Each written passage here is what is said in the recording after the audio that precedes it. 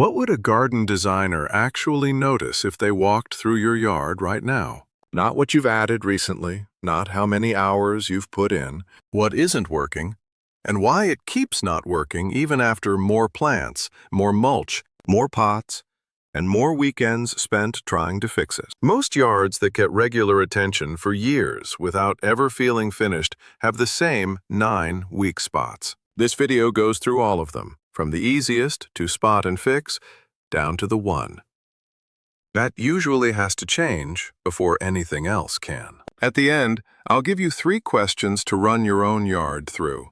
They're the kind a designer would use to figure out whether your yard is actually building toward something or just collecting changes. Number 9. Adding more is exactly what keeps most yards from looking better. Most people assume that putting more into a yard, more plants, more color, more things placed around the space, means the yard will end up looking like more. That assumption holds up well in most areas of life. Garden design is one of the few places it does not. In a visual space, impact does not accumulate in a straight line. Researchers in visual perception have documented that the brain does not add up what it sees in a space. It searches for something to hold on to. This is part of what the Gestalt school of visual psychology identified. One strong, clearly defined element creates more perceived order than 5 weaker ones placed separately, because the brain can resolve the visual idea of the well-defined element, while 5 weaker ones each demand the eye without offering it anywhere to land. The result in a yard is that every area ends up with something in it, but nothing holds for more than a moment. There is no single place where the attention can stop and feel settled. Not because anything is wrong with the individual plants, because nothing has received enough investment to carry the visual weight. The better approach is usually not wider coverage, but deeper commitment in fewer places. A flower bed with enough volume to read as a real planting rather than a loose scatter of small things. One shrub substantial enough to anchor a corner on its own. A single grouping with enough presence that the eye can actually rest there. Asking a different question, not what can I add, but what can I build up further, tends to change what gets bought and where the money lands. And the instinct to fill space is not wrong. It comes from the same logic that works everywhere else. The problem is that in a visual space, one well-placed element almost always does more work than 5 weaker ones. This is the idea the rest of this video is built around. Number 8. The full cart from the nursery that creates the problem it was meant to solve. Walking out of a nursery with a full cart feels like real progress. And for the first week or 2 after planting. It does look that way too. The reflex makes sense. Empty space looks like something that needs filling. Small plants cover it faster than larger ones, so you buy enough to fill the gaps and plant them close together. The problem is that small plants placed near each other do not create the same effect as fewer, more established plants given room to develop. The eye picks up the gaps between the small plants before it registers the plants themselves. The planting reads as scattered rather than full. And once the plants start to size up, which takes a season or 2, the space that was sparse becomes overcrowded, and things need to be moved or removed anyway. A more useful approach is fewer plants, grouped with the intention of letting them fill the space over time rather than covering it immediately. The open areas between them can be covered with mulch while you wait. That gives the bed a cleaner, more finished look than a collection of small plants competing for space, and it holds up better once those plants start growing. The error is not choosing the wrong plant. It is choosing for what exists right now, rather than what you will have in 12 to 18 months. Number 7. The number on every plant tag that most homeowners never use. Every plant you buy comes with a specific piece of information about how much space it will eventually take up. Most homeowners walk right past it. On the tag of almost every plant sold at a nursery, there are 2 numbers: mature height and mature spread. Mature spread is the design number. It tells you the horizontal space that plant will occupy once it reaches full size, which for most ornamentals happens within 2 to 3 years of planting.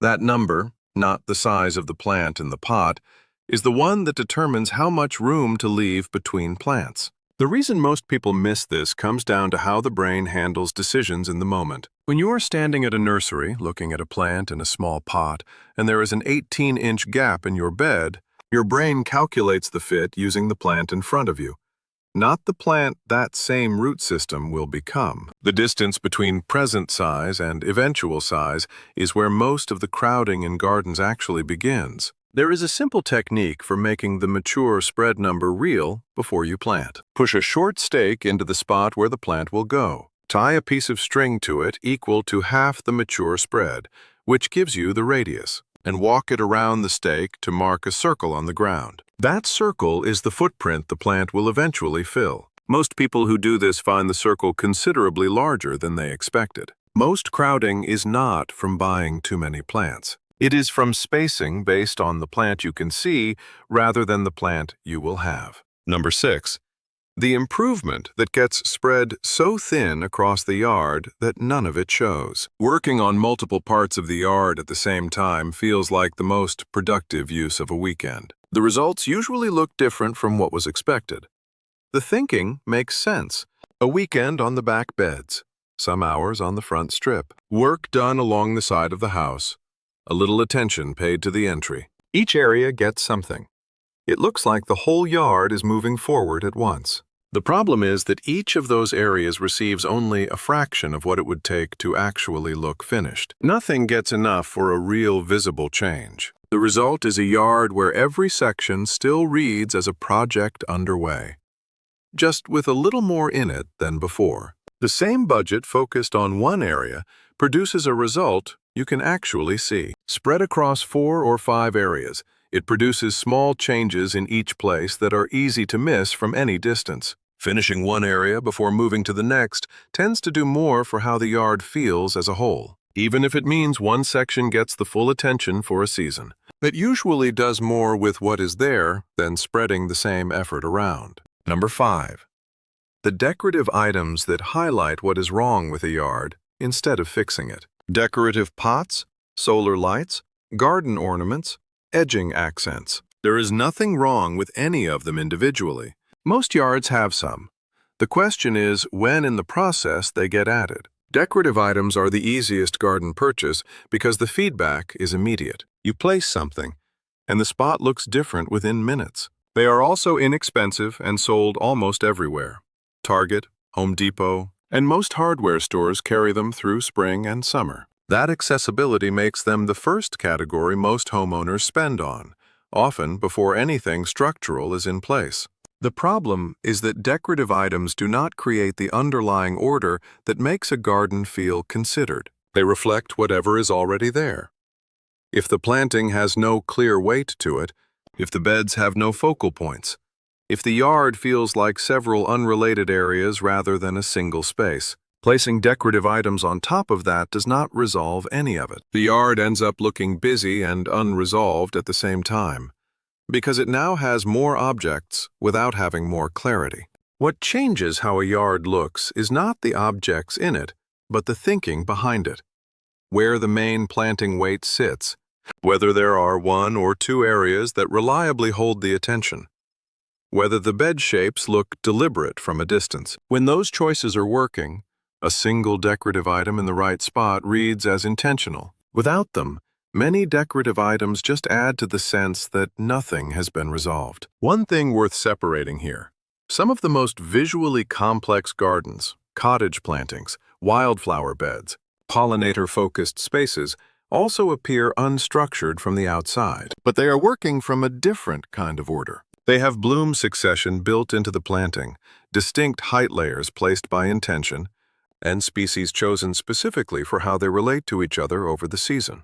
The visual complexity comes from that organization, not despite it. Decorative items do not create that kind of underlying logic. They are placed on top of whatever condition already exists in the yard, and they stay there. Number 4. Why every plant can be a good one and the yard still not look intentional. There is a very specific way most homeowners build planting over time. One trip to the garden center, one thing that looks right. Another trip a few weeks later. Each visit is its own decision. The result, over time, is a yard where the individual plants may all be good ones, but nothing in the planting speaks to anything else. There is no color or form that repeats across the bed. Nothing anchors any particular area. Nothing signals that the bed was designed as a whole rather than accumulated one purchase at a time. The underlying issue is not the plant choices themselves. It is that each choice is made in response to what is on sale or in stock that day, rather than in response to what the yard already contains and where it is heading. A different starting point does not require a blueprint or a plan that stretches over years. It requires 2 or 3 questions before buying anything. Does this echo something already in the yard? Does this give any part of the bed something to organize around? Does this build on what is there or introduce something new that nothing else connects to? Most homeowners build gardens this way, not because it is wrong, but because that is what happens without a prior intention. The habit is normal. The result it produces is not always the yard people expect it to have. Number 3. The seasonal flowers that make a yard feel more chaotic the more you add. Seasonal flowers are one of the most accessible and genuinely effective ways to bring life to a yard. They are also very easy to use in a way that makes a yard feel busier rather than more finished. The genuine appeal makes sense. Annuals and bedding plants are inexpensive.